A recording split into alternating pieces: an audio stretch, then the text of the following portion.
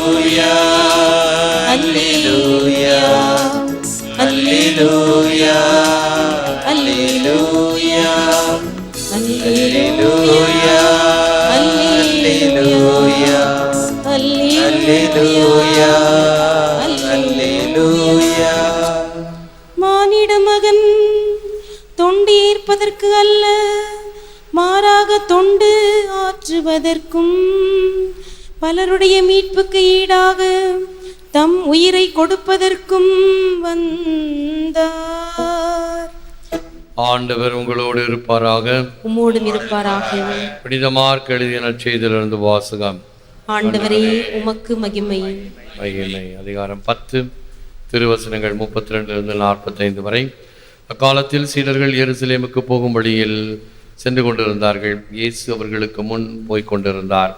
சீடர் திகைப்புற்றிருக்க அவரை பின்பற்றிய ஏனையோர் அச்சம் கொண்டிருந்தனர். அவர் மீண்டும் 12 அழைத்து தமக்கு நிகழ இருப்பவற்றை குறித்து பேசத் தொடங்கினார்.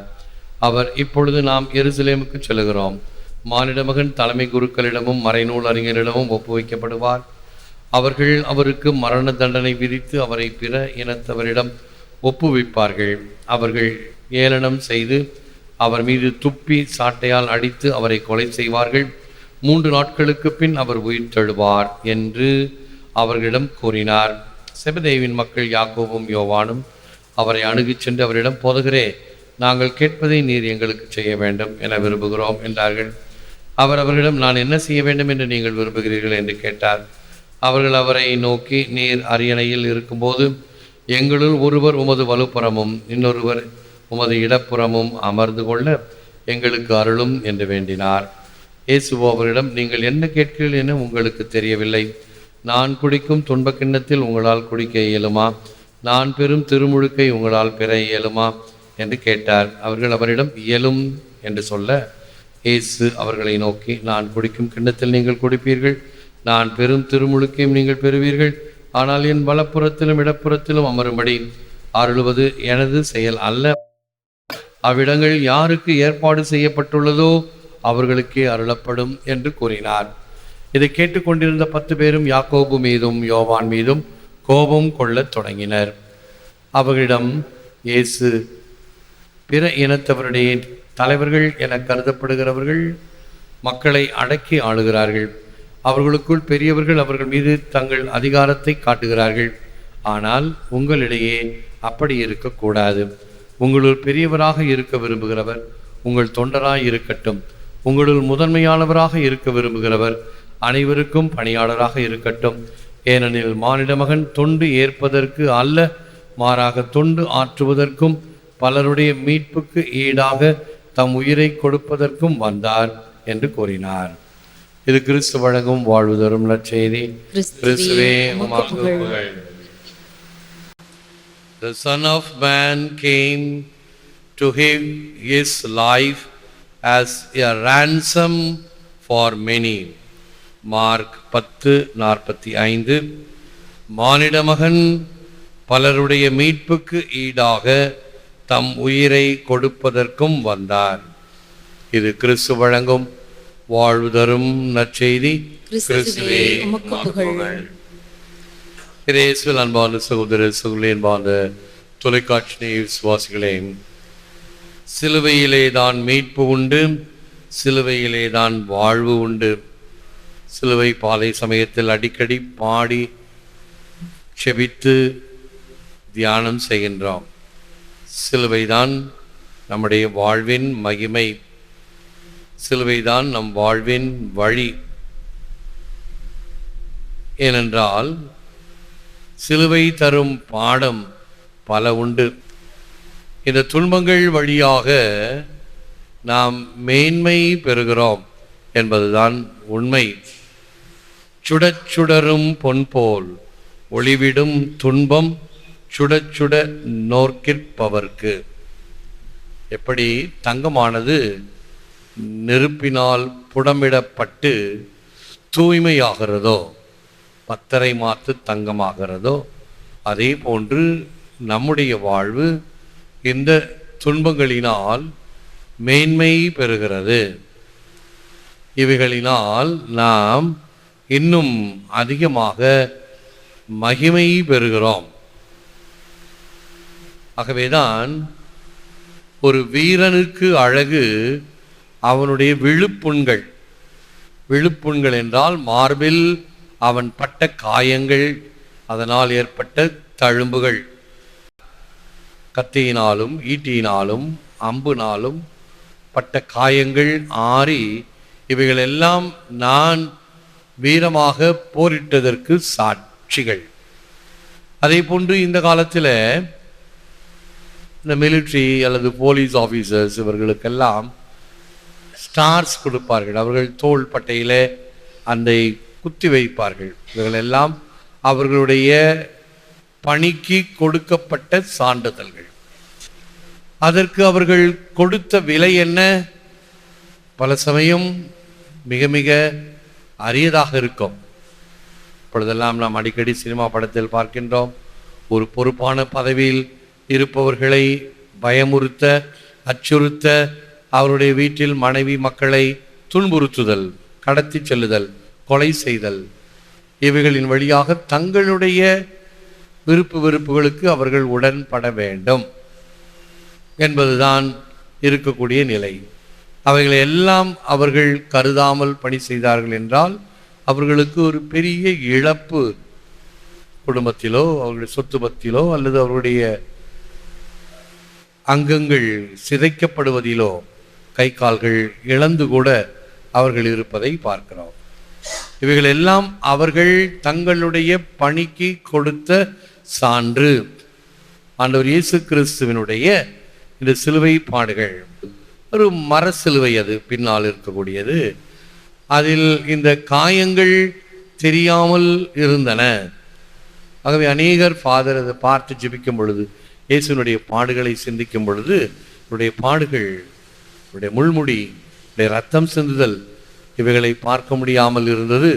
இப்பொழுது தெள்ள தெளிவாக பார்க்கிறோம். அந்த சிலுவையினுடைய வேதனையை நாங்கள் உணர முடிகிறது என்று சொன்னார்கள். உண்மை, சிலுவை மகிமை பெறுகிறது என்றால் தன்னிலே அல்ல, அந்த மரத்தினாலோ அல்லது உலோகத்தினாலோ அல்ல, அதில் தொங்குகின்ற நம் ஆண்டவர் இயேசு கிறிஸ்து தன்னையே இந்த வாழ்வின் பிணையாக, மீட்பின் பிணையாக நமக்கு கொடுத்தது. நம்முடைய முன்னாள் போப்பாண்டவர் ஜான் பால் II புனிதர், the servitude of Jesus attains its culmination with his death in the cross, that is by the total gift of himself. இயேசுவின் அடிமைத்தன்மை அவருடைய சிலுவை மரணத்தின் மூலம் ஒரு முடிவுக்கு வந்தது. அதுவே நமக்கு அளித்த முழுமையான கொடையாகும், நமக்கு அளிக்கப்பட்ட முழுமையான கொடையாகும். இயேசு கிறிஸ்து தன்னையே தாரை வார்த்தார். ஆகவேதான் கிறிஸ்து அரச திருவிழாவில் தன்னையே இழப்பவர் தலைவர் என்று சிந்திக்கின்றோம். எவன் ஒருவன் தன்னையே பிறருக்காக இழக்கின்றானோ, தன்னுடைய நேரத்தை, சிந்தனையை, தூக்கத்தை, ஓய்வை, இப்படி பலவற்றையும் இழந்து பிறருக்காக உழைக்கக்கூடிய நபர், தியாகம் செய்யக்கூடிய நபர் உண்மையான தலைவராக கருதப்படுவார். மக்களின் மனத்தில் நீங்கா இடம் பெற்றிருப்பார். ஆகவேதான் அரசர்கள் எல்லாம் வழக்கொழிந்த காலத்திலே இயேசு கிறிஸ்து இன்றும் அரசராக இருக்கிறார் என்றால் அவர் ஆன்மாக்களுக்கு அரசர், மனங்களுக்கு மன்னர்.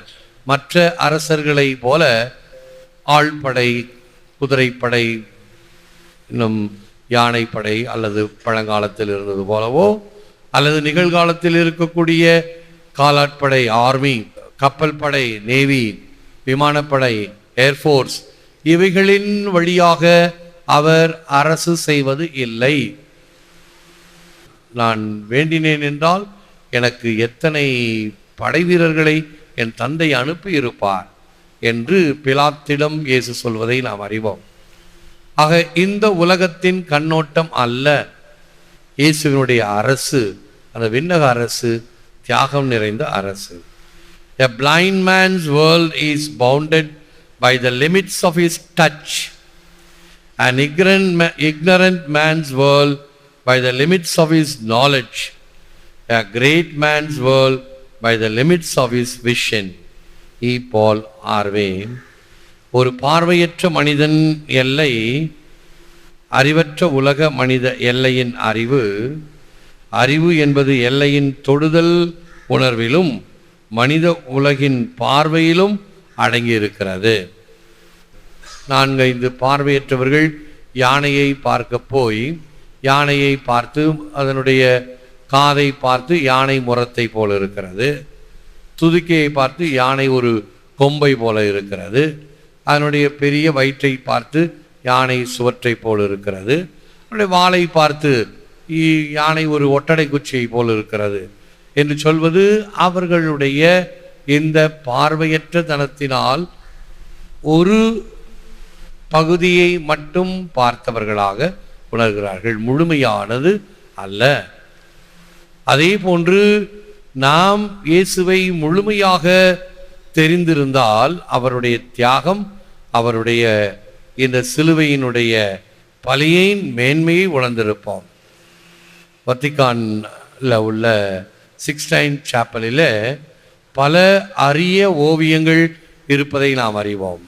மைக்கேல் ஆஞ்சலோ போன்ற மிகப்பெரிய ஓவியர்கள் வரைந்தவைகளில் ஒன்று ஒரு அருமையான சிலுவை சித்திரம். சிலுவையிலே இயேசு தொங்குகின்ற ஒரு அருமையான காட்சி.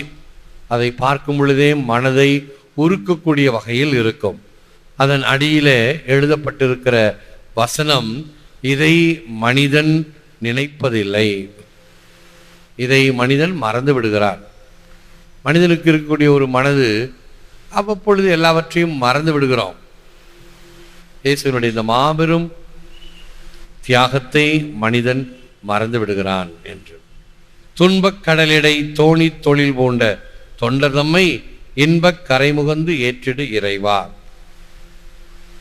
நம்முடைய மாதா பிரார்த்தனை ஜெபத்தில் கூட இந்த கண்ணீர் கணவாயில் நின்று பிரலாபித்து அழுது அப்படின்னு பழைய Tamil.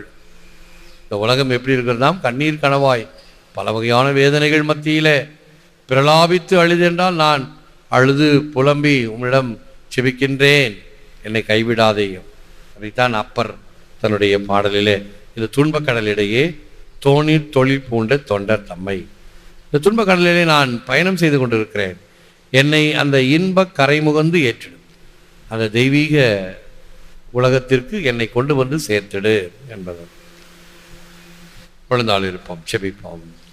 Father, not my will but thine be done. Father, not my will but thine be done. பிதாவே, என்னுடைய விருப்பம் அல்ல, உம்முடைய சித்தப்படி நிறைவேறட்டும். எங்கள் ஆண்டவராகிய கிறிஸ்து வழியாக மன்றாடுகிறோம். ஆமென். ஆமென். அன்பர்களே, ஒவ்வொரு வீடியோவின் கீழும் மறையுரை விளக்கங்கள் உள்ளன. படித்து பயன்பெறுங்கள். நன்றி. வணக்கம்.